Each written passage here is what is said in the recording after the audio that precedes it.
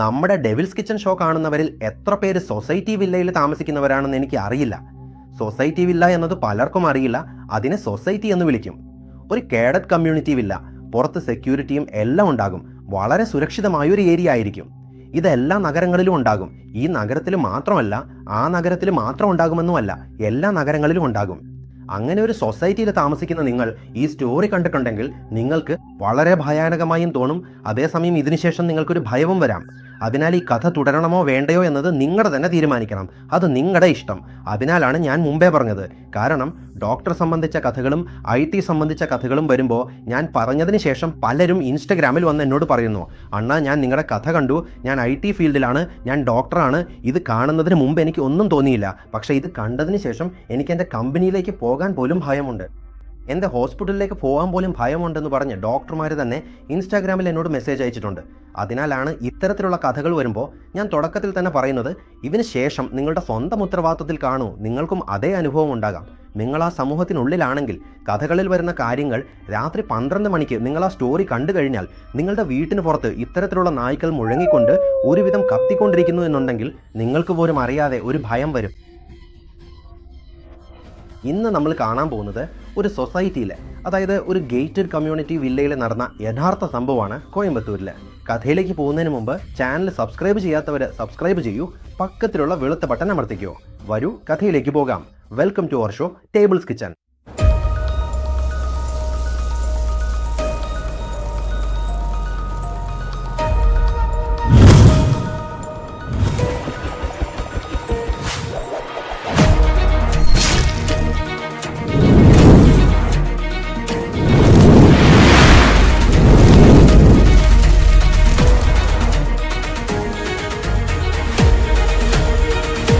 Hello കൂട്ടുകാരെ, ഞാൻ നിങ്ങളുടെ പ്രഭാകരൻ. ഇന്ന് നമ്മൾ കാണാൻ പോകുന്ന കഥ എനിക്ക് ഇൻസ്റ്റഗ്രാമിൽ അയച്ചതൊരു പെൺകുട്ടിയാണ്. അവൾ DJ ആയി ജോലി ചെയ്യുന്നു. കോയമ്പത്തൂരിലാണ് മുമ്പുണ്ടായിരുന്നത്, ഇപ്പോൾ ചെന്നൈയിലാണ്. അവൾ കോയമ്പത്തൂരിൽ 2023 വരെ ആയിരുന്നു. 2023 DJ മാത്രമല്ല, മോഡലിങ്ങും ചെയ്തുകൊണ്ടിരുന്നതാണ്. അവളുടെ കോണ്ടാക്റ്റുകൾ വളരെ വലുതാണ്. ആ കോണ്ടാക്റ്റിൽ 2 സിസ്റ്റേഴ്സ്, അതായത് ഇരുവരും ട്വിൻസ് ആണ്. അവളുടെ സ്വന്തം നാട്ട് നോക്കിയാൽ മധുര. ഈ ട്വിൻ സിസ്റ്റേഴ്സിൻ്റെ സ്വന്തം നാട്ടാണ് മധുര. ആ ട്വിൻ സിസ്റ്റേഴ്സിൻ്റെ പേരാണ് വാണിയും ദർശയും. വാണിയും ദർശയും ചേർന്ന് കോസ്മെറ്റിക് ഉൽപ്പന്നങ്ങളെല്ലാം ഹോൾസെയിൽ വിലയ്ക്ക് വാങ്ങി ലോക്കലിലുള്ള ഷോപ്പുകൾക്കും പ്രധാനമായവർക്കും വിതരണം ചെയ്യുന്നതാണ് അവരുടെ ബിസിനസ്. അങ്ങനെ ഇരിക്കുമ്പോൾ മധുരയിൽ വീട്ടിൽ കുറച്ച് പ്രശ്നങ്ങൾ ഉണ്ടായതിനാൽ ഇരുവരും, അഥവാ ഈ സിസ്റ്റേഴ്സ്, കോയമ്പത്തൂരിലേക്ക് വരുന്നു. കോയമ്പത്തൂരിൽ വന്നതിന് ശേഷം കുറച്ച് ദിവസങ്ങൾ അവരുടെ ബന്ധുക്കളുടെ വീട്ടിൽ താമസിക്കുന്നു. ബന്ധുക്കളുടെ വീട്ടിലെത്തിയതിന് ശേഷം ഒരാഴ്ച കടന്നു പോകുന്നു.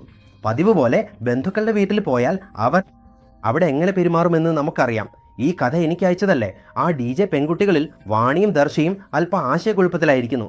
എനിക്ക് ഉടൻ തന്നെ ഒരു വീട് വേണം, ഞങ്ങൾ 2 പേരും മാത്രം താമസിക്കാനാണ് പോകുന്നത്. ഈ കോസ്മെറ്റിക് ഉൽപ്പന്നങ്ങളെല്ലാം ഹോൾസെയിൽ വിലയ്ക്ക് വാങ്ങി ഒരു മുറി മുഴുവൻ ഗോഡൗൺ പോലെ ഉപയോഗിക്കും. അതായത് വൃത്തിയില്ലാത്ത ഉൽപ്പന്നങ്ങൾ വെക്കാൻ ഒരു ഗോഡൗൺ പോലെ ആ മുറി ഉപയോഗിക്കും. ഇതെല്ലാം സമ്മതിക്കുന്ന തരത്തിൽ ഒരു നല്ല വില്ല, അതായത് ഇൻഡിവിജ്വൽ വില്ല കിട്ടിയാൽ നല്ലതായിരിക്കും. 10,000 മുതൽ 15,000 രൂപയ്ക്കുള്ളിൽ എന്തെങ്കിലും കിട്ടുമോ എന്ന് ചോദിച്ചപ്പോൾ കോയമ്പത്തൂരിൽ ഇല്ല, പക്കത്തേക്കൊരു വില്ല ഉണ്ടാവും എന്നാണ് പറയുന്നത്. റോസ് വില്ലയും. എല്ലായിടത്തും വീടുകൾ ഒരേപോലെയാണോ? ആ വില്ലയ്ക്കും അതിൻ്റെ അടുത്തുള്ള ഏരിയയ്ക്കും ഒരു ബ്രോക്കർ ഉണ്ടാവും. അവരാണ് ആ വീട് മുഴുവൻ ഒരുക്കി കൊടുക്കുന്നവർ. കോയമ്പത്തൂരിൽ അവരോടാണ് ഈ DJ പെൺകുട്ടി അവരുടെ സുഹൃത്തുക്കളുടെ വഴി പറഞ്ഞത്. അവരാണ് ഇവർക്ക് ഫോൺ ചെയ്യുന്നത്. ഇത്തരമൊരു ആവശ്യമാണ് പറഞ്ഞത്. ഇവിടെ ഒരു വീടുണ്ട്, നിങ്ങൾക്കൊക്കെ ആണെങ്കിൽ വന്നു നോക്കൂ. എത്ര സാർ വാടക, എത്ര അഡ്വാൻസ് എന്നൊക്കെ ചോദിക്കുമ്പോൾ അവയെല്ലാം പിന്നീട് നോക്കാം, നിങ്ങൾ ആദ്യം വന്ന് നോക്കൂ. അല്ലെങ്കിൽ ഇരുവരും ട്വിൻ സിസ്റ്റേഴ്സാണ്, തങ്കച്ചികളാണ്. അവരിരുവരും മാത്രമാണ് താമസിക്കാൻ പോകുന്നത്. നോക്കി പറഞ്ഞു തരൂ. നിങ്ങൾ അധികം പറഞ്ഞാൽ അവർക്ക് വേണ്ടെന്ന് പറയും. അതിനാലാണ് ഞാൻ ഇപ്പം തന്നെ ചോദിക്കുന്നത്. പിന്നെ വന്ന് നോക്കി ആവശ്യമില്ലാത്ത അലച്ചുക വരും അവർക്ക്. കാരണം അവർക്കിപ്പോൾ വീട് ഉടൻ വേണം. അതൊന്നുമില്ല, നിങ്ങൾ വന്നു നോക്കൂ. നിങ്ങൾക്കൊക്കെയാണെങ്കിൽ നമ്മൾ നോക്കി തീരുമാനിക്കാവുന്ന രീതിയിലാണ് പറഞ്ഞത്. ഇപ്പോൾ ഈ DJ പെൺകുട്ടി വാണിയെയും ദർശയെയും വിളിച്ച് ആ സ്ഥലത്തേക്ക് പോകുന്നു. വാണി, ദർശ, ഈ DJ പെൺകുട്ടി മൂവരും ആ ബ്രോക്കർ പറഞ്ഞ സ്ഥലത്തേക്ക് പോകുന്നു. അവിടെയുള്ള സെക്യൂരിറ്റിയോട് ചോദിക്കാൻ അവർക്ക് ലജ്ജ തോന്നിയത്. അടുത്തൊരു ഇളനീക്കടയിൽ ഒരാളിരിക്കും, അടുത്ത് തന്നെ പല കടകളും ഉണ്ടാകും. ആ കടകളിൽ ഒരു കടയിൽ പോയി ഒരു അക്കയോട് ചോദിക്കുന്നു, അക്ക ഈ കമ്മ്യൂണിറ്റി വില എങ്ങനെയാണ്, നല്ലതാണോ എന്നിങ്ങനെ ചോദിക്കുന്നു. അക്ക പായുന്നു, വലിയ സ്ഥലം ബാ, അകത്തേക്ക് വാടകയെല്ലാം 40,000 50,000 പറയും ബാ എന്നിങ്ങനെ. ഇത് കേട്ടപ്പോൾ ഇവർക്കൊന്ന് അങ്ങനെയായി.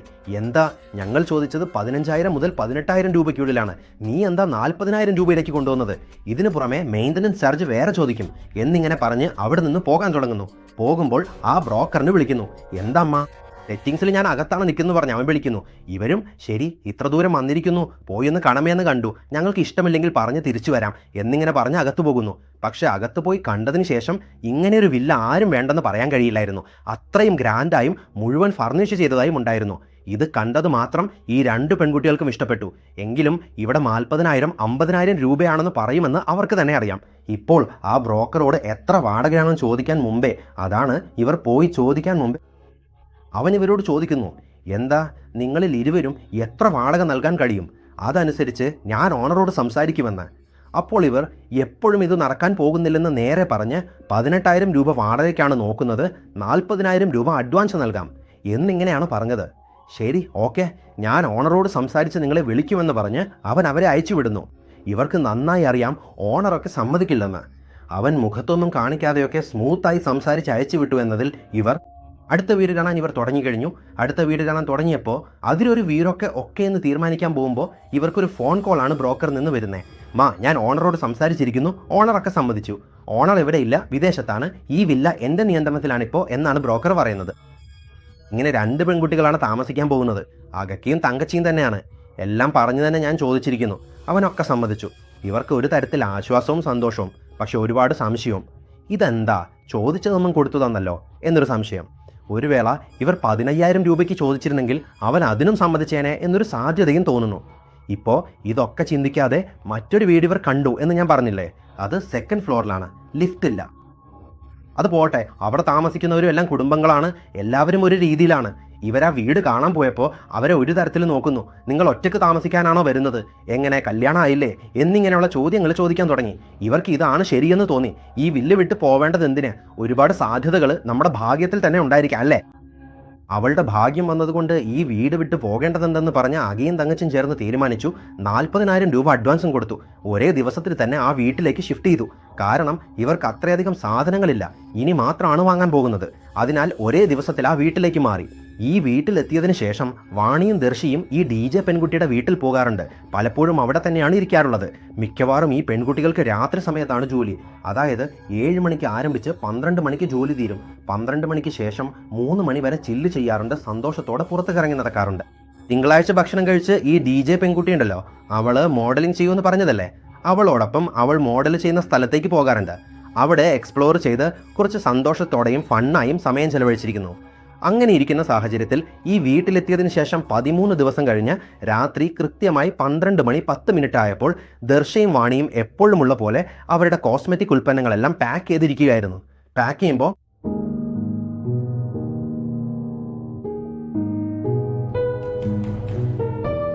ഇങ്ങനൊരു പിയാനോ ശബ്ദം കേൾക്കുന്നു. അക്കയും തങ്കച്ചിയും ഇരുവർക്കും ഒരു സംശയമുണ്ട്. 12:10, അതായത് രാത്രി 12:10 ആരാണിരുന്ന് പിയാനോ വായിക്കുന്നത്? എന്തിനാണ് 12:10 കൃത്യമായി ഇരുന്ന് വായിക്കേണ്ടത്? കൃത്യമായി 12:10 പ്ലേ ചെയ്യുന്നത് നിർത്താറുണ്ടത്ര ഇവർക്ക് സംശയം. ശരി, അതിനാൽ ആണാണോ പെൺകുട്ടിയോ രാത്രി സമയത്ത് എന്തെങ്കിലും ക്ലാസ് എടുക്കുകയോ അല്ലെങ്കിൽ സ്ട്രെസ് ആയിരിക്കുകയോ ചെയ്യും. അതൊക്കെ അവരവരുടെ ഇഷ്ടം, നമുക്കതിൽ ഇടപെടേണ്ടതില്ലെന്ന് പറഞ്ഞ് അവൾ വിട്ടു.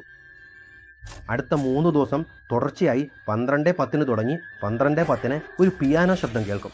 വളരെ വ്യക്തമായും കേൾക്കും, ഭയങ്കരമായി തന്നെ. 12:12 അന്ന് രാത്രി പുറത്തേക്ക് വന്ന് അവരുടെ ബാൽക്കണി തുറന്ന് പുറത്തേക്ക് നോക്കുമ്പോഴാണ് ഇരുവർക്കും മനസ്സിലാകുന്നത്. എതിർവശത്തുള്ള വില്ല, അതായത് റോ ഹൗസുകളാണല്ലോ, അതിനാൽ എല്ലാ വില്ലകളും ഒരേപോലെയാണ് കാണാൻ, ഒരേ ഘടനയിൽ തന്നെയാണ്. ഇവർക്ക് എതിർവശത്തുള്ള വില്ലയിൽ ലൈറ്റ് കത്തുന്നു. ആ റൂമിൽ ആരോ ഉണ്ട്. അവിടെ ഒരാളിരുന്ന് പിയാനോ വായിച്ചുകൊണ്ടിരിക്കുന്ന ഒന്നാണ് ഇപ്പോഴാണ് ഇവർക്ക് മനസ്സിലാവുന്നത്. എതിർ വീട്ടിലാണ് ആരോ പിയാനോ വായിക്കുകയെന്ന്. പക്ഷേ ആ വീട്ടിൽ ആരുമില്ല. ഇരുവരും ശ്രദ്ധിച്ചിട്ടുണ്ടായിരുന്നു. ഈ വില്ലയിൽ വന്നത് മുതൽ തന്നെ ഇവർ വീട്ടിനോട് ചേർന്നുള്ളവർ ആരൊക്കെ എന്തൊക്കെ എന്നൊക്കെ എല്ലാം ചോദിച്ചറിഞ്ഞിട്ടാണ്. അതുപോലെ ഇവർക്ക് മറന്നു പോകുമോ ഏത് വില്ലയാണ് തങ്ങളുടേതെന്ന് പറഞ്ഞ് അകത്ത് കടക്കുമ്പോൾ തന്നെ മറന്നു പോകാറുണ്ട്. ഇങ്ങനെ റോ ഹൗസുകളിൽ ഇത്തരമൊരു പ്രശ്നമുണ്ട്. ഏത് നമ്മുടെ വീട് എന്ന് പറഞ്ഞ് പെട്ടെന്ന് മറന്നു പോകും. നമ്മുടെ കാർ അല്ലെങ്കിൽ ബൈക്ക് അല്ലെങ്കിൽ സൈക്കിൾ നിർത്തിയാൽ തിരിച്ചറിയാമോ? അല്ലെങ്കിൽ അകത്ത് കയറി ഉടനെ എന്തോ ഒരു ഓർമ്മയിൽ ഫോൺ സംസാരിച്ചുകൊണ്ടിരിക്കുമ്പോൾ മറ്റൊരു വീട്ടിലേക്ക് കയറിയേക്കുമോ എന്ന ഭയം. അങ്ങനെ തന്നെയാണ് എതിർവശത്തുള്ള വില്ലയിലേക്ക് വാണി 2-3 തവണ കയറി ശ്രമം നടത്തിയിട്ടുണ്ട്. പക്ഷേ ലോക്കാണ്. അവിടെ ഞാൻ വാക്ക് ചെയ്യുമ്പോൾ കണ്ടൊരു താത പറഞ്ഞിട്ടുണ്ട്, ആ വീട്ടിൽ ആരുമില്ലമ്മ, നിങ്ങൾ ആരാണ്, എപ്പോഴാണ് വന്നത് എന്നിങ്ങനെ ചോദിച്ചപ്പോൾ, അയ്യോ സാറി അങ്കിൾ, ഞാൻ എതിർവീടാണെന്ന് കരുതി എന്ന് പറഞ്ഞ് വാണിയും തർശ്യം കുഴമ്പി പോയിട്ടുണ്ട്. ഈ വില്ലയിൽ വന്നത് മുതൽ തന്നെ ഇവർ ശ്രദ്ധയോടെ തന്നെയാണ് ഇരുന്നത്. എതിർ വീട്ടിൽ ഇതുവരെ ആരും വന്നിട്ടില്ല. അങ്ങനെ ആ വീട്ടിൽ പിയാനോ ശബ്ദം എങ്ങനെ കേൾക്കുന്നു, ആരാണ് വായിക്കുന്നത്, ആരാണ് ലൈറ്റ്? ഇവിടെയുള്ളവർ പകൽ സമയത്തല്ല, രാത്രി 10-10:30 വരെ ഇവർ ഈ ബാൽക്കണിയിൽ ഇരുന്ന് നോക്കിക്കൊണ്ടിരിക്കും. ആ വില്ലയിലെ ഏത് മുറിയിലും ലൈറ്റ് തെളിഞ്ഞിരിക്കും, പുറത്തും ലൈറ്റ് തെളിഞ്ഞിരിക്കും. ആ വീട് ഇരുണ്ട് കിടക്കുമെന്ന് തോന്നും. പക്ഷെ കൃത്യമായി 12-10 മണിക്ക് എങ്ങനെ ഒരു മുറിയിൽ മാത്രം ലൈറ്റ് തെളിയും? അവിടെ നിന്നാണ് പിയാനോ ശബ്ദം കേൾക്കുന്നത്. ബാല്യത്തിൽ നിന്ന് തന്നെ ഈ പേയെക്കുറിച്ചുള്ള വിശ്വാസം കൂടുതലാണ്. പേയ്ക്ക് ബന്ധപ്പെട്ട കാര്യങ്ങൾ എന്തെങ്കിലും കേട്ടാലോ അല്ലെങ്കിൽ കണ്ണാൽ കണ്ടാലോ അവർ വളരെ ഭയപ്പെടും. അങ്ങനെ തന്നെയാണ് ആ ദിവസം രാത്രി മുഴുവൻ ഉറങ്ങാതെ അവരുടെ അകയെ വെച്ച് പീഡിപ്പിച്ചത്. നാം ഇവിടെ നോക്കൂ ദർശ, എനിക്ക് ഭയമുണ്ട്. എതിർവശത്തെ വീട്ടിൽ എന്തോ ഒന്നുണ്ട്, ആരുമില്ലെന്ന് നമുക്കറിയാം.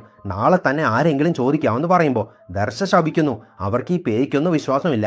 ഇത് നല്ലതാണെന്നും അവരുടെ ജീവിതത്തിൽ ഈ BP സാസും ഒന്നും കണ്ടിട്ടില്ലെന്നും അതിന്മേൽ വിശ്വാസവുമില്ലെന്ന് അവൾ ശപിച്ചു. അങ്ങനെയൊന്നുമില്ല. ഇപ്പോൾ സാം ഉറങ്ങൂ. ഇത്ര വലിയ ഗേറ്റഡ് കമ്മ്യൂണിറ്റിയിൽ നമുക്ക് വീട് കിട്ടിയതേ വലിയ കാര്യം, അതും കുറഞ്ഞ വാടകയ്ക്ക്. നീ വെറുതെ ഇല്ലാതെ എന്തെങ്കിലും വായ തുറന്ന് ഈ വീട് പോയെന്ന് പറഞ്ഞാൽ നിന്നെ അങ്ങനെ തന്നെ വെച്ച് ഭീഷണിപ്പെടുത്തി വിട്ടു. അതാണ് അവൾ പറഞ്ഞത്. ഹർഷ ഉറങ്ങിപ്പോവാൻ പറഞ്ഞാലും അവളുടെ മനസ്സിലൊരു ചോദ്യം ഉണ്ടായിരുന്നു. ആ വീട്ടിൽ ആരാണ് ഉണ്ടെന്ന് അറിയണം എന്നൊരു കൗതുകം അവളിലുണ്ടായിരുന്നു. അടുത്ത ദിവസം രാവിലെ എഴുന്നേറ്റത് മുതൽ ഇവർ ഈ DJ പെൺകുട്ടിയോട് ഫോൺ ചെയ്ത് പറയുന്നു, ഇങ്ങനെ എപ്പോഴും ഒരു ശബ്ദം കേൾക്കാറുണ്ട്. കൃത്യമായി 12:10 മുതൽ 12:15 വരെ ആരോ ഒരാൾ പ്ലേ ചെയ്യുന്നു. 5 മിനിറ്റിനേക്ക് മാത്രമാണ് ആ റൂമിൽ ലൈറ്റ് തെളിയുന്നത്. താഴെയും മുകളിലെയും വാതിലുകൾ പൂട്ടിയിരിക്കുന്നു. അങ്ങനെയുള്ളപ്പോൾ ആരാണ് ആ വീട്ടിൽ വന്ന് പിയാനോ വായിക്കുന്നതെന്ന് ചോദിക്കുമ്പോൾ, ഏയ് നീ എന്തിനാണ് അങ്ങനെ ചോദിക്കുന്നത് എന്ന് അവൾ ചിന്തിക്കുന്നു. അവളുടെ വീട്ടിൽ എന്തെങ്കിലും ഇലക്ട്രിക്കൽ പ്രശ്നം പോലും ഉണ്ടായിരിക്കാം അല്ലേ? ഇലക്ട്രിക്കൽ പ്രശ്നം ഉണ്ടെങ്കിലും എങ്ങനെ പ്രത്യേകമായി ഒരു റൂമിൽ മാത്രം ലൈറ്റ് തെളിയുന്നു? അതുപോലെ ഈ ശബ്ദം എവിടെ നിന്നാണ് വരുന്നത്? എന്തെങ്കിലും ഒരു ടോയ്സ് പോലും വീട്ടിൽ വെച്ചിരിക്കാമല്ലോ. അവിടുന്ന് എങ്ങനെ പിയാനോ സൗണ്ട് കേൾക്കുന്നു? അകത്ത് എന്തെങ്കിലും ടോയോ മറ്റൊന്നോ വെച്ചിട്ട് പോയിട്ടുണ്ടോ? അതാണ് ആ സമയത്ത് ശബ്ദം വരുന്നതോ? എന്താണെന്ന് ഇങ്ങനെ തന്നെ കൺഫ്യൂഷനിലാണ്. അത് ശരിയായി 12-10 മണിക്കൂറിന് പോലും ടൈം സെറ്റ് ചെയ്ത് വെച്ചിട്ടുണ്ടാകാം. അതിൽ ബാറ്ററി ഉണ്ടാകുന്ന വരെ അത് ഓടും. നീ വേണമെങ്കിൽ കാത്തു നോക്ക്, 1 മാസത്തിനുള്ളിൽ അത് തന്നെ തീരും. ഒരു ശബ്ദവും കേട്ടാത്തതുപോലെയാവും. അങ്ങനെ ഈ DJ പെൺകുട്ടി. പക്ഷെ വാണിയാൽ ഇതെല്ലാം ഒന്നും അംഗീകരിക്കാൻ തടയില്ല. അതിനുശേഷം ഈ വാണി എന്ന പെൺകുട്ടിക്ക് ഒരേ ഒരു സംശയമേ ഉണ്ടായിരുന്നത്.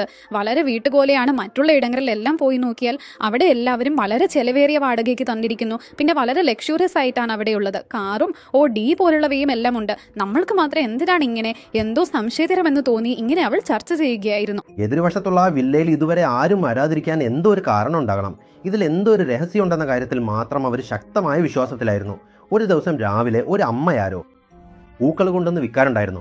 ഓരോ മണിക്കൂറിലോ 1.5 മണിക്കൂറിലോ ആ എതിർവശത്തുള്ള വില്ല കാണുന്നില്ലേ, അടച്ചു വെച്ചിട്ടാണ് കിടക്കുന്നത്. പക്ഷേ ആ പിയാനോയുടെ ശബ്ദം കേൾക്കാറുണ്ട്. ആ വില്ലയുടെ പുറത്ത് ഒരു പോണിലിരുന്ന് തന്നെയാണ് അവർ പൂക്കൾ വിൽക്കുന്നത്. രാവിലെ സമയത്തും വൈകുന്നേര സമയത്തും ഓരോ മണിക്കൂർ മാത്രം അവർ വന്നു പോയിരിക്കും. ആ അമ്മയോട് പോയി ചോദിക്കുന്നു, അമ്മ വണക്കം, ഞാൻ എതിർവശത്തുള്ള വീട്ടിലാണ് താമസിക്കുന്നത്. ഞാനും എൻ്റെ അക്കയും മാത്രമാണ് വന്നിരിക്കുന്നത്. ഇങ്ങനെ ഞങ്ങൾ മധുരയിൽ നിന്ന് വന്നവരാണ്. ഞങ്ങൾക്ക് കുറവായിരിക്കും. അതിനാൽ ഈ വില്ല നൽകിയതാകാം. അതെന്തിനാണെന്ന് ഞങ്ങൾക്കറിയില്ല. മേ ബി ഞങ്ങൾക്കായി തന്നെയായിരിക്കും നൽകിയതെന്ന് കരുതാം. ഇപ്പോൾ ഇതാ എന്താണെന്ന് നോക്കിയാൽ എതിർവശത്തുള്ള വീട്ടിലെ രാത്രി 10 മണി സ്വരചിഹ്നം ഈയിൽ നിന്ന് 12:30 വരെയും ഒരു പിയാനോ ശബ്ദം കേൾക്കാറുണ്ട്. ആ ശബ്ദം ആരുടേതാണെന്നറിയില്ല. ഈ വീട്ടിലും ഒന്നും ആരുമില്ല. നിങ്ങൾ വളരെ വർഷങ്ങളായി ഇവിടെ തന്നെയാണ് പൂക്കൾ വിൽക്കുന്നതെന്ന് പറഞ്ഞല്ലോ. നിങ്ങൾക്കൊന്നും അറിയാമോ എന്ന് ചോദിച്ചപ്പോൾ ആ അമ്മയുടെ ഭാഷ തന്നെ മാറിപ്പോയി.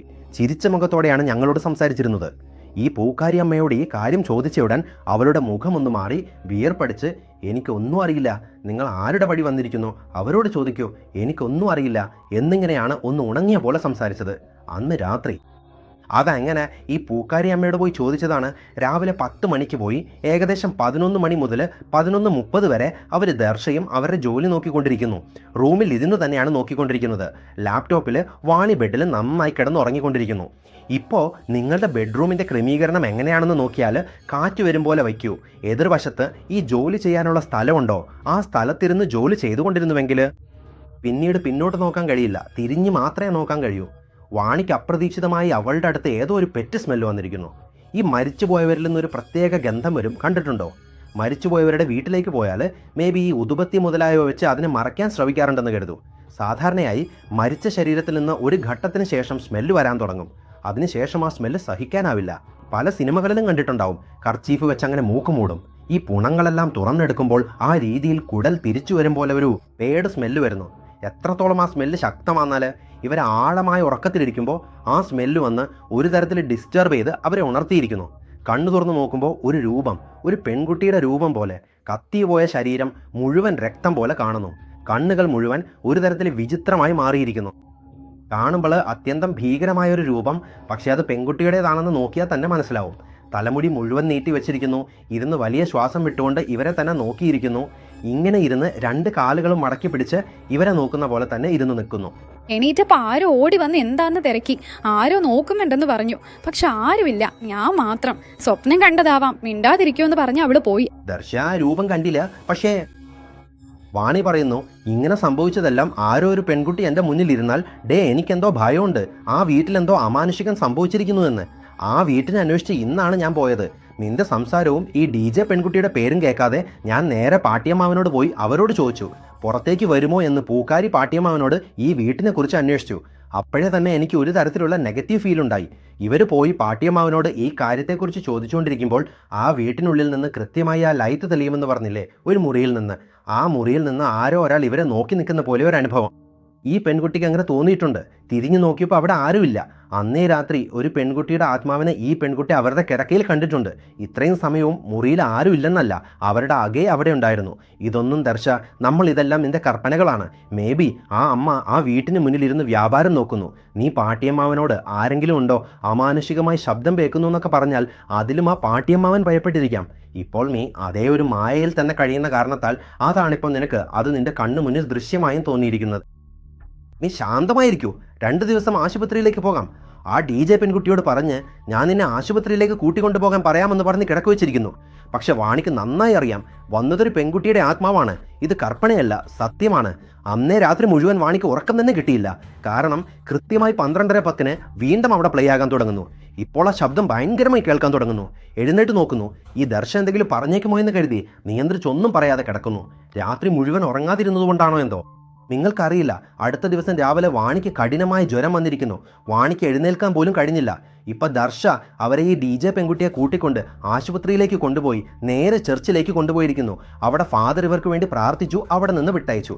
അവിടെ നിന്ന് വരുമ്പോൾ ഈ പൂക്കാരി അമ്മ ഇവരെ 2 പേരെയും ഒരുവിധം കുറുകുറിക്കാൻ നോക്കി താഴേക്ക് തലകുനിഞ്ഞു. ഇതിൽ തന്നെ ഈ ദർശയ്ക്കും അല്പം സംശയം വരാൻ തുടങ്ങുന്നു. എന്തുകൊണ്ടാണ് ആ പാട്ട് നോക്കുമ്പോൾ തല കുനിയുന്നതെന്ന്. ഒരുപക്ഷെ ഭയം ഉണ്ടായിരുന്നാലും പോലും എന്തിനാണ് ഇവർ 2 പേര് വരുമ്പോൾ തല താഴ്ത്തേണ്ടി വരുന്നത്? ഇവർക്കൊക്കെ എന്തോ തെറ്റായ കാര്യം സംഭവിച്ചിരിക്കുന്നു എന്ന് ദർശായിക്കും തോന്നുന്നു. പക്ഷെ അവൾ അതൊന്നും പുറത്ത് കാണിക്കാതെ വാണി ഭയന്ന് കഠിനമായ ജ്വരം വന്നതും ഇപ്പം ചർച്ചിൽ പോയി വന്നതും കൊണ്ട് ഒന്നും പറയാതെ അവളുടെ പാട്ടിലേക്ക് പോയിരിക്കുന്നു. ഇപ്പോൾ വീണ്ടും രാത്രി 12:30 മുതൽ 12:15 വരെ എതിർ വീട്ടിൽ നിന്ന് ഈ പിയാനോ ശബ്ദം കേൾക്കാൻ തുടങ്ങുന്നു. കുറുക്കുറുക്കെ ആ പാട്ടിക്ക് പീ കൊടുക്കുന്നത്, പണം കൊടുക്കുന്നത്, നിങ്ങൾ ഞങ്ങളുടെ അമ്മയെ പോലെയാണ്, ഞങ്ങൾ നിങ്ങൾക്ക് സാരി വാങ്ങി തരാമെന്ന് പറഞ്ഞ് സാരി വാങ്ങി കൊടുക്കുന്നത്, ഇങ്ങനെ കുറുക്കുറുക്കെ ഓരോ ആഴ്ചയിലും ആ പാട്ടിയെ വാണി അതായത് നല്ല രീതിയിൽ സംസാരിക്കാൻ തുടങ്ങുന്നു.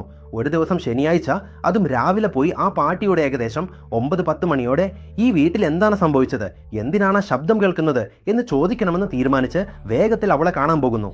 അപ്പോൾ പിള്ളയുമായി പുറത്തേക്ക് വന്നപ്പോൾ ആ പാട്ടി ഓം ശക്തി ക്ഷേത്രത്തിൽ മാലയിട്ടിരിക്കുകയാണ്.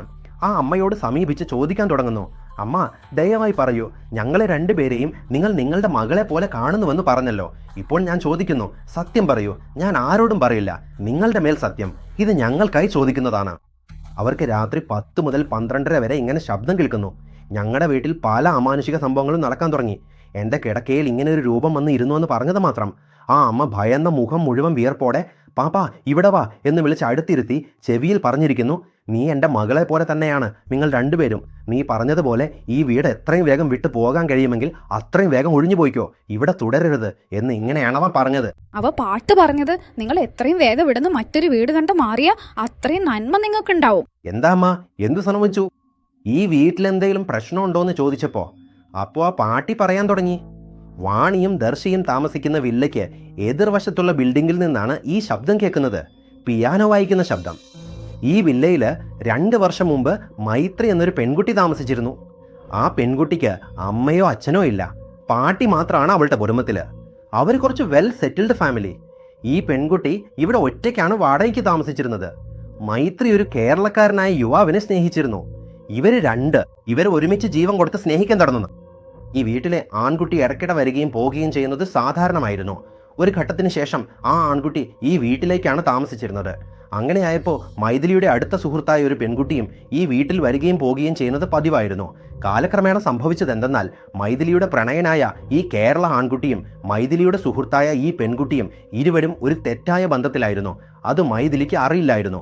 പുറത്തേക്ക് പോകുന്നു എന്ന് പറഞ്ഞ് ഇരുവരും വീട്ടിൽ തന്നെ ഇരിക്കുകയായിരുന്നു. മൈഥിലി വീട്ടിലില്ലാത്തപ്പോൾ അവരിരുവരും വീട്ടിൽ തന്നെ ഉണ്ടായിരുന്നു.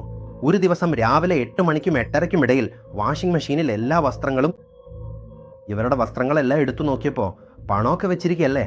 അങ്ങനെ ഈ പാൻറ്റിൻ്റെ ഉള്ളിൽ കൈയിട്ട് നോക്കുമ്പോൾ വളരെ പണം കണ്ടു. അതിനൊപ്പം ഒരു ടിഷ്യൂ പേപ്പറും ഉണ്ടായിരുന്നു, ഒരു ഹോട്ടലിൻ്റെ ടിഷ്യൂ പേപ്പർ. ആ ടിഷ്യൂ പേപ്പർ എടുത്ത് നോക്കിയപ്പോൾ ഇവിടെ എന്തിനാ പോയിരിക്കുക, നമ്മോടൊന്നും പറഞ്ഞില്ലല്ലോ. ശരി, ഓക്കെ, എവിടെയെങ്കിലും പോയിരിക്കാം, ഒരു ക്ലയൻറ്റ് മീറ്റിങ്ങോ അല്ലെങ്കിൽ മറ്റെവിടെയെങ്കിലും പോയിരിക്കാം, സുഹൃത്തെ കാണാൻ പോയിരിക്കും എന്ന് കരുതി അതിന് ചുരുട്ടി വെച്ചു. പക്ഷേ ആ രാത്രി ഇവർ മൂവരും ചേർന്ന് പാർട്ടി ചെയ്യുമ്പോൾ കുടിച്ചുകൊണ്ടിരിക്കുമ്പോൾ മൈഥിലിയുടെ സുഹൃത്ത് അവിടെ ഉണ്ടല്ലേ, ആ പെൺകുട്ടിയുടെ ഹാൻഡ് ബാഗിൽ നിന്ന് അപ്രതീക്ഷിതമായി ഒരു ടിഷ്യൂ പേപ്പർ എടുത്ത് തുടച്ചിരിക്കുന്നു. തുടച്ചുകൊണ്ടിരിക്കുമ്പോഴാണ് ആ പെൺകുട്ടി ശ്രദ്ധിച്ച് അത് എവിടെയാണെന്ന് ചോദിച്ച് വാങ്ങി നോക്കിയപ്പോൾ അവളുടെ കയ്യിലുണ്ടായിരുന്ന അതേ ടിഷ്യൂ പേപ്പർ ഇവരുടെയും കയ്യിലുണ്ടായിരുന്നു. ചില ഹോട്ടലുകളിൽ മാത്രം ടിഷ്യൂ പേപ്പറിൽ ഹോട്ടലിൻ്റെ പേര് എഴുതിയിരിക്കുമല്ലേ, അതാണ് അവർ കണ്ടത്.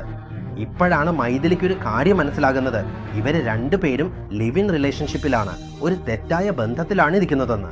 ഇത് ഞങ്ങൾ അംഗീകരിക്കാൻ കഴിയില്ല മൈഥിലി. ഒരിക്കൽ നമുക്ക് പോയി അവരോട് ചോദിച്ചാൽ എന്തെങ്കിലും തെറ്റായി പോകുമോ എന്ന ആശങ്ക അവിടെ കാത്തിരിക്കുന്നു. അതുകൊണ്ടാണ് മൈഥിലി അവരുടെ സുഹൃത്തുക്കളോടും ഇവരുടെ ആളോടും ഒന്നും ചോദിച്ചില്ല, ഒന്നും അന്വേഷിച്ചില്ല. ശരി, വേണ്ട, എന്തിനാണ് ഉള്ള ബന്ധം നശിപ്പിക്കേണ്ടത്? കാരണം ആ ആൺകുട്ടിയെ ജീവൻ കൊണ്ട് സ്നേഹിക്കുന്നു മൈഥിലി. മറ്റൊരു ദിവസം മൈഥിലിയുടെ സുഹൃത്ത് അവളോടൊപ്പം പുറത്തു പോയിരുന്നു ഷോപ്പിങ്ങിനായി. ഷോപ്പിങ്ങിന് പോയ സ്ഥലത്ത് ഡ്രസ്സ് മാറ്റാൻ മൈഥിലിയുടെ സുഹൃത്ത് അകത്തു പോയിരുന്നു. അവരുടെ ബാഗ് ഇവരുടെ കയ്യിലായിരുന്നു. അർത്ഥം എന്താണെന്ന് വെച്ചിരിക്കുന്നതെന്ന് നോക്കുന്നു. അവൾ പറഞ്ഞ് ബാഗ് തുറന്ന് നോക്കിയപ്പോൾ ആധാർ കാർഡ് കണ്ടു. ഇവർ സ്നേഹിക്കുന്ന കേരള ആൺകുട്ടിയുടെ ആധാർ കാർഡ് അവളുടെ സുഹൃത്തിൻ്റെ പേഴ്സിൽ ഉണ്ടായിരുന്നു. ഇത് കണ്ടത് മുതൽ മൈഥിലിക്ക് സഹിക്കാനാവുന്നില്ല. കുറച്ച് സംശയം കൂടിക്കൊണ്ടിരിക്കുന്നു. ഒരു ഘട്ടം കഴിഞ്ഞപ്പോൾ ആ പെൺകുട്ടിയും ആൺകുട്ടിയും തെറ്റായ ബന്ധത്തിലായിരുന്നു. അതിനാൽ ആ പെൺകുട്ടി ഗർഭിണിയായി. ആ പെൺകുട്ടിയെ കൂട്ടിക്കൊണ്ടുപോയി ആശുപത്രിയിൽ ഗർഭചിത്രം ചെയ്യുമ്പോൾ മൈഥിലി അതെല്ലാം കണ്ടെത്തി. നേരെ തന്നെ ആൺകുട്ടിയോട് ചോദിച്ചു, എന്തിനാണ് അങ്ങനെ ചെയ്തത്? നീ തന്നെയാണ് എൻ്റെ ലോകമെന്ന് പറഞ്ഞ് ഞാൻ ജീവിച്ചിരിക്കുന്നു, ഇപ്പോൾ നീ ഇങ്ങനെ ചെയ്യുമെന്ന് ഞാൻ ഒരിക്കലും പ്രതീക്ഷിച്ചില്ലെന്ന് പറഞ്ഞ് അവൾ കരയുമ്പോൾ ആൺകുട്ടി ഒരു വാക്കിൽ പറഞ്ഞു, നാം ഇവിടെ നോക്കൂ, ഞാൻ ഇങ്ങനെയാണ്, ഞങ്ങളുടെ വീട്ടിൽ പോയി ഞാൻ എന്തു പറഞ്ഞാലും നിന്നെ വിവാഹം കഴിക്കാൻ സമ്മതിക്കില്ല. ഞങ്ങൾ ഞങ്ങളുടെ വീട്ടുകാർക്കാണ് നോക്കുന്നത്, ഇവിടെ നിന്ന് ഞങ്ങളുടെ വീട്ടിൽ നിന്നെ സ്വീകരിക്കില്ല. അങ്ങനെ ഇങ്ങനെയെന്ന് പറഞ്ഞ ആ പെൺകുട്ടിയെ ഞങ്ങൾ വഞ്ചിച്ചു. ഈ പെൺകുട്ടി ആൺകുട്ടിയോട് എന്തിനാണ് ഇങ്ങനെ ചെയ്യുന്നതെന്ന് ചോദിച്ചു. അവൻ പറഞ്ഞു, ഞാൻ എന്ത് വേണമെങ്കിലും ചെയ്യും, നീ സീരിയസ് ആയി സീൻ ഉണ്ടാക്കണ്ട. എൻ്റെ വീട്ടിൽ വന്നാൽ ഞങ്ങളുടെ ആളുകളെ, അതായത് മലയാളിയെ മാത്രമേ ഞാൻ കല്യാണം കഴിക്കൂ. അതിനോട് അവർ സമ്മതിക്കും, നിന്നെ തമിഴ് പെൺകുട്ടികൾ സമ്മതിക്കില്ല. നമുക്കിഷ്ടമുള്ളത് പോലെ ചെയ്യാമോ, അത്രേ ഉള്ളൂ. നാട്ടിലേക്ക് പഠനം കഴിഞ്ഞാൽ പോയി അവരവരുടെ ജോലി നോക്കാമെന്ന് പറഞ്ഞ് ആ പെൺകുട്ടിയെ ഞാൻ മനസ്സിലാക്കാൻ ശ്രമിച്ചു. ജീവനേക്കാൾ പ്രിയമായി സ്നേഹിച്ച ആൺകുട്ടിയും അവളെ വഞ്ചിച്ചു. കൂടെയിരുന്ന സുഹൃത്തും വഞ്ചിച്ചു എന്നത് മൈഥിലിക്ക് അംഗീകരിക്കാൻ കഴിയുന്നില്ല. ഈ ആൺകുട്ടിയെ ഇനി വീട്ടിൽ വരരുത് എന്ന് പറയാൻ കഴിയുന്നില്ല. ഇത്രയും സംഭവങ്ങൾ നടന്നിട്ടും വീട്ടിൽ വരികയും പോകുകയും ചെയ്യും. ഈ ആൺകുട്ടിയും മൈഥിലിയും പിയാനോ വളരെ നന്നായി വായിക്കും. അന്നേ ദിവസം ഒരു ദിവസം രാത്രി സ്ലോ വേഷം കഴിക്കുന്നു. സ്ലോ വേഷം കഴിച്ചിട്ട് രാത്രി മുഴുവൻ ഇരുന്ന് പിയാനോ വായിച്ചിരിക്കുന്നു. കൃത്യമായി 12 മണിക്ക് മുതൽ 12:30 വരെയുള്ള സമയത്ത് ആ പെൺകുട്ടി മരിച്ചുപോയി. പക്ഷേ ആ പെൺകുട്ടി മരിച്ച ശേഷം പോലും ആ വീട്ടിൽ നിന്ന് പിയാനോ വായിക്കുന്ന ശബ്ദം പുറത്തേക്ക് കേട്ടുകൊണ്ടിരിക്കും. കൃത്യമായി 12 മണി മുതൽ 12:30 വരെ പുറത്തേക്ക് കേട്ടുകൊണ്ടിരിക്കും. 2 ദിവസം, അതായത് ആ പെൺകുട്ടി മരിച്ച് 2 ദിവസത്തിന് ശേഷം മാത്രമാണ് പുറത്തുള്ളവർക്കെല്ലാം ഒരു സംശയം തോന്നുന്നത്. എന്താ ഇത്, വീട് പുറത്ത് പൂട്ടിയിട്ട് അകത്താണ് പൂട്ടിയിരിക്കുന്നത്, ഈ പെൺകുട്ടി പുറത്തു വന്നതുപോലെയാണല്ലോ. പാർക്കാൻ ആരും വരുന്നില്ല. ഒരു തരത്തിലുള്ള ദുർഗന്ധം ഭയങ്കരമായി പരക്കാൻ തുടങ്ങുന്നു. ഈ ഏരിയ മുഴുവൻ എലികൾ വാടകയ്ക്ക് വരാൻ തുടങ്ങുന്നു. എന്താണ് സംഭവിച്ചത്? ഈ വീട്ടിൽ ഈ പെൺകുട്ടി ഉണ്ടോ ഇല്ലയോ, അല്ലെങ്കിൽ എന്തെങ്കിലും പ്രശ്നമാണോ എന്ന് പറഞ്ഞ് വളരെ നേരം കൂടെ വാതിൽ തട്ടിക്കൊണ്ടിരിക്കുന്നു. ആ പെൺകുട്ടി വാതിൽ തുറക്കുന്നില്ല. ദുർഗന്ധം കാരണം എല്ലാവരും പരാതിപ്പെട്ടപ്പോൾ അവർ AC മെക്കാനിക്കുകളെ വിളിച്ചു. അതിലൂടെ നോക്കിയപ്പോൾ പെൺകുട്ടി പിയാനോയ്ക്ക് മുകളിൽ രക്തം ഛർദ്ദിച്ച് മരിച്ചു കിടക്കുന്നത് കണ്ടു. ഇത് കാണാൻ ഒരുവിധം ക്രൂരമായാണ് തോന്നുന്നത്. മരിച്ചതിന് ശേഷം ആ ഏരിയയിലുള്ള എല്ലാവരും പോലീസിന് പരാതി നൽകി ഇതൊരു വലിയ കേസായി മാറിയിരുന്നു. പക്ഷേ എതിർവശത്തുള്ളവന് കുട്ടി, അതായത് അങ്ങനെ കേരളക്കാരൻ, അവൻ കുറച്ച് വലിയ സ്ഥാനത്താണ്. അതുകൊണ്ട് ആ കുട്ടിയുടെ ഭാഗത്ത് കേസ് ഒന്നും തിരിഞ്ഞില്ല.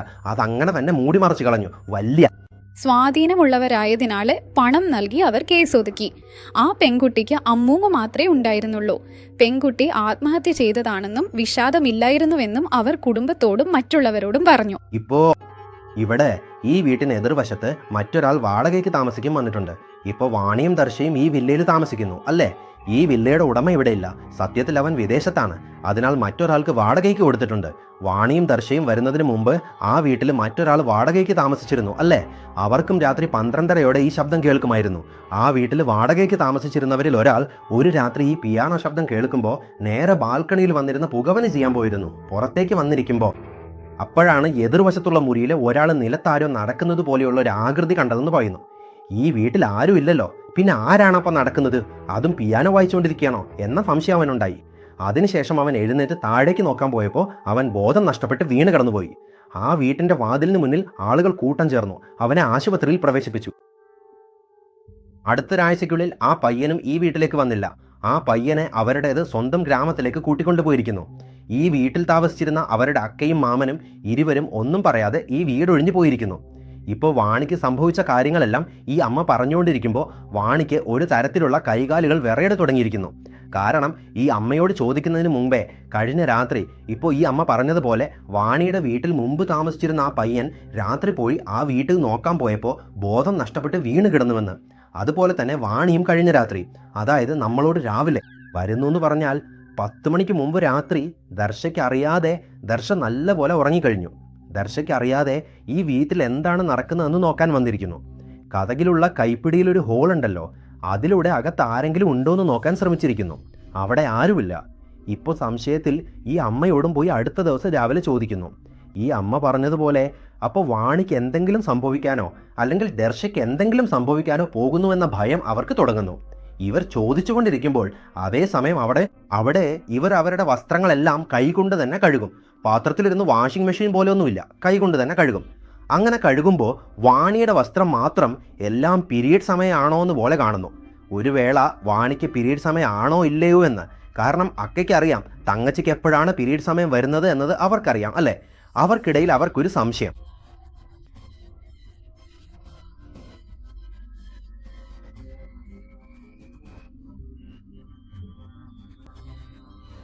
അപ്രത്യക്ഷമായി ഇങ്ങനൊരു ശബ്ദം കേൾക്കുന്നു. അവരുടെ വീട്ടിലെ ഹാളിൽ ഗ്ലാസ് ടംബ്ലർ ആരോ ഒരാൾ താഴെ തള്ളിയിട്ടുണ്ടെന്ന് തോന്നുന്നു. വീണ് തകർന്ന ശബ്ദം കേട്ട് ഉണർന്നു. ഓട്ടി വന്ന് നോക്കിയപ്പോൾ ആ ടംബ്ലർ ഈ ടേബിളിൻ്റെ മുകളിലേക്കാണ് ഉണ്ടായിരുന്നത്. താഴെ വീണിട്ടില്ല. പക്ഷെ അവരുടെ ചെവിയിൽ ആ ശബ്ദം വളരെ വ്യക്തമായി കേട്ടിട്ടുണ്ട്. എന്താ ഇത് എന്ന് പറഞ്ഞ് അവർക്കൊരു തരത്തിലുള്ള ആശയക്കുഴപ്പമാണ്. ശബ്ദം കേട്ടു, പിന്നെ എങ്ങനെ ഇത് തകർന്നില്ലെന്ന് പറഞ്ഞ് നോക്കിക്കൊണ്ടിരിക്കുമ്പോൾ അവരുടെ വീട്ടുവാതിലിൽ, അതായത് ഡോർ ഓപ്പണിൽ മെയിൻ ഡോറിൽ ഒരു പെൺകുട്ടി നിൽക്കുന്നു. ആരുമില്ലേ, നീ എന്തിനാണിവിടെ? അങ്ങനെ പറഞ്ഞ് ദർശ പോയി ആ പെൺകുട്ടിയോട് ചോദിക്കുമ്പോൾ, അക്ക എതിർവശത്തെ വീട് ലോക്കിലാണ്, ആ വീട് വാടകയ്ക്ക് കൊടുക്കുന്നുവോ? ഞാൻ വീട് നോക്കിയിരുന്നു. ഇല്ലമ്മ, ആ വീട്ടിൽ ആരുമില്ല, മറ്റൊന്നും ഞങ്ങൾക്കറിയില്ല, നീ വേറെ ആരെങ്കിലും ചോദിച്ചോ എന്ന് പറഞ്ഞപ്പോൾ, ഇല്ലക്ക, കുറച്ച് വർഷങ്ങൾക്ക് മുമ്പ് ഞാൻ തന്നെയാണ് ഈ വീട്ടിൽ താമസിച്ചിരുന്നത്, ഇപ്പോൾ ആ വീട് വാടകയ്ക്ക് വിട്ടിരിക്കുന്നു എന്ന് കേട്ടു എന്ന് പറഞ്ഞു. ദർശ ആ പെൺകുട്ടിയോട് സംസാരിച്ച് നിന്റെ പേരെന്തമ്മ എന്ന് ചോദിച്ചപ്പോൾ മൈഥിലി എന്ന് പറഞ്ഞ ആ പെൺകുട്ടി അവിടെ നിന്ന് പോയി. ഇപ്പോൾ വാണി അവിടെ നിന്ന് ആ പൂക്കാരി അമ്മയോട് നിന്ന് വന്ന് ഇവരോടൊപ്പം ഇരുന്ന് സംഭവിച്ച എല്ലാം വിശദമായി വിശദീകരിച്ചു. അതിനുശേഷം ദർശയ്ക്ക് ഒരുവിധം കൈകളും കാലുകളും വിറയാൻ തുടങ്ങി. പേരെന്ത് എന്ന് ചോദിച്ച മൈഥിലി എന്ന പെൺകുട്ടിയുടെ ഫോട്ടോ കിട്ടുമോ? ഇല്ല, ഫോട്ടോ കിട്ടില്ല, മേ ബി ആ വീട്ടിനുള്ളിൽ തന്നെ ഇരിക്കാം എന്ന് പറഞ്ഞപ്പോൾ ഉടനെ ഈ വീട് വിട്ട് ഒഴിഞ്ഞു പോകാം എന്ന് പറഞ്ഞ് ഈ DJ പെൺകുട്ടിക്ക് ഫോൺ ചെയ്ത് സംഭവിച്ചതെല്ലാം പറഞ്ഞു. ആ പെൺകുട്ടി വിശ്വസിക്കില്ലെന്ന് അവർ പറഞ്ഞു. DJ പെൺകുട്ടി എന്തു പറഞ്ഞു എന്നാൽ, എന്തിനാണ് നിങ്ങൾ ഇങ്ങനെ ഒരു കற்பനയൊക്കെ ഉണ്ടാക്കി എന്തോ പറഞ്ഞിരിക്കുന്നത്? ഈ പെൺകുട്ടി ആക്ച്വലായി ബാത്റൂമിൽ വാണിയുടെ വസ്ത്രത്തിലെ രക്തക്കറ കാണാമോ എന്ന് നോക്കിയല്ലേ? വാണിക്ക് പീരീഡ് സമയമൊന്നുമല്ല, വാണി എവിടെയും താഴെ വീണിട്ടില്ല, പക്ഷെ അവളുടെ ഡ്രസ്സിൽ രക്തക്കറ ഉണ്ടായിരുന്നു. ഇത് വാണിയോട് ദർശ പറഞ്ഞു. വാണി വിശദീകരിച്ചു, എനിക്ക് ഇങ്ങനെയൊന്നുമില്ല, നീ എവിടെയാണ് കണ്ടത് എന്ന് ചോദിച്ച് വേഗത്തിൽ ബാത്റൂമിലേക്ക് പോയി നോക്കിയപ്പോൾ ഇരുവരും കണ്ടത് ആ വസ്ത്രത്തിൽ രക്തക്കറ ഒന്നുമില്ലായിരുന്നു. ദർശയ്ക്ക് ഒരിക്കൽ അതിനെ എടുത്ത് കാണിച്ചിട്ടുണ്ടല്ലോ. അവൾക്ക് നന്നായി അറിയാം ആ വസ്ത്രത്തിലെ രക്തക്കറ ഉണ്ടായിരുന്നുവെന്ന്. പക്ഷെ അവൾ തൻ്റെ സഹോദരിയോട് പറഞ്ഞ് ഇരുവരും അകത്തു പോയി നോക്കുമ്പോൾ എങ്ങനെയാ രക്തക്കറ ഇല്ലാതാകും? പുറത്തു വന്ന പെൺകുട്ടിയുടെ ആത്മാവാണ്, അതായത് മൈഥിലി തന്നെ മരിച്ച മൈഥിലിയാണെന്ന് ഉറപ്പാക്കുന്നു. ഇപ്പോൾ ആ DJ പെൺകുട്ടികളോട് പറഞ്ഞ് അതിവേഗം ആ വീട് ഒഴിഞ്ഞു പോകുന്നു. ഒഴിഞ്ഞു പോയതിനു ശേഷം ചില വസ്തുക്കൾ മാത്രം ഇവിടെ വെച്ചിട്ടുണ്ട്. ഇപ്പോഴാണ് ബ്രോക്കറോട് ഫോൺ ചെയ്ത് സംഭവിച്ച എല്ലാം പറയുന്നു. ഈ വീട് ഞങ്ങൾക്ക് വേണ്ട, ഏതിലെ പേയ് വീട്. അപ്പോൾ മൈഥിലി എന്ന പെൺകുട്ടിയുടെ ആത്മാവ് ഞങ്ങളെ ഡിസ്റ്റർബ് ചെയ്തു, അങ്ങനെ ഇങ്ങനെയെല്ലാം പറഞ്ഞപ്പോൾ അവൻ അങ്ങനെയല്ലേ അമ്മ, ശരിയല്ലേ, ഓക്കെ അല്ലേ, എന്താ അമ്മ നിങ്ങൾ എങ്ങനെ അപ്രതീക്ഷിതമായി തീരുമാനിച്ചു, എങ്ങനെയാ 3 മാസം നോട്ടീസ് പീരീഡ് കൊടുത്താൽ ശരിയാകും, ഓണറോട് ഞാൻ എങ്ങനെയെങ്കിലും മറുപടി പറയും എന്നിങ്ങനെ വളരെ ഹാഷായി സംസാരിച്ചെങ്കിലും പണം തിരികെ നൽകി. ഉടനെ തന്നെ വൈകുന്നേരം പണം തിരികെ നൽകി. പണം തിരികെ നൽകിയതിന് ശേഷമാണ് ഇവർക്ക് അറിയുന്നത് ആ ഏരിയയിലെ എല്ലാവർക്കും അറിയാമായിരുന്നു അതൊരു ഹാൻഡഡ് ഹൗസ് ആണെന്ന്. ആ മൈഥിലി എന്ന പെൺകുട്ടി മരിച്ചതിന് ശേഷം ദിവസേന രാത്രി 12 മണി മുതൽ 12:30 വരെ ആ വീട്ടിൽ ഇന്ന് വരെ പിയാനോ ശബ്ദം, അവിടെ പിയാനോ ശബ്ദം കേൾക്കുമെന്നാണ്. അതുകൊണ്ടാണ് എല്ലാവരും ഭയന്ന് എതിർവശത്തുള്ള വീട്ടിലേക്ക് ആരും വരാറില്ല. പ്രധാനമായും എതിർവശത്തുള്ള വീട്ടിലുള്ളവർക്കാണ് അതിൻ്റെ വലിയ ബാധ. എന്തുകൊണ്ടാണെന്ന് ഇവർക്ക് ഇപ്പോഴും അറിയില്ല. ആരും വരാത്തത് കൊണ്ടാണ് ഈ വില്ലയെ നിങ്ങൾക്ക് കുറവ് വാടകയ്ക്ക് കൊടുത്തിരിക്കുന്നത്. ആ ഓണർക്ക് എങ്ങനെയോ തലയിൽ വന്നത് തലഭാഗ്യോടെയാണ് പോയത് എന്ന കഥ. ഇവർ രണ്ടുപേരും ഒന്നും സംഭവിക്കുന്നതിന് മുമ്പേ ആ വീട്ടിൽ നിന്ന് ഒഴിഞ്ഞു പോയിരിക്കുന്നു. പക്ഷെ ഒരു ദിവസം രാത്രി 12 മുതൽ 12:30 വാണി കരഞ്ഞുകൊണ്ടിരിക്കുന്നു. അവൾക്ക് തണുപ്പ് പിടിച്ചിരിക്കുന്നു. എന്താണ് സംഭവിച്ചതെന്ന് ഈ DJ പെൺകുട്ടി ചോദിക്കുന്നു. എല്ലാവരും ഇപ്പോൾ ഒന്നിച്ചാണ് ഇരിക്കുന്നത്. ആ പെൺകുട്ടി ചോദിക്കുമ്പോൾ വാണി പറയുന്നത്, അന്നേ ദിവസം ഞാൻ കണ്ടത് എൻ്റെ കണ്ണിന് മുന്നിൽ വീണ്ടും വീണ്ടും വരുന്നു. ഞാൻ കണ്ടത്, അതായത് ഈ പൂക്കടക്കാരി അമ്മയോട് പോയി ഇവർ സംസാരിക്കുന്നതിന് മുമ്പ് അതിന് മുൻദിവസം രാത്രി ആ വീട്ടിന് പുറത്തു പോയി നോക്കിയതാണെന്ന് ഞാൻ പറഞ്ഞതല്ലേ. അപ്പോൾ ആ ഹാളിൽ അങ്ങനെ നോക്കുമ്പോൾ അപ്പോൾ എതിർവശത്ത് ആ പെൺകുട്ടി നോക്കി നിന്നിരുന്നു. ഇപ്പം ഞാൻ ആ കീ ഹോൾഡർ വഴി അങ്ങനെ നോക്കുമ്പോൾ എതിർവശത്ത് മരിച്ച പെൺകുട്ടി തൻ്റെ കണ്ണിലൂടെ നോക്കി നിന്നത് പോലെയാണ് തോന്നിയത്.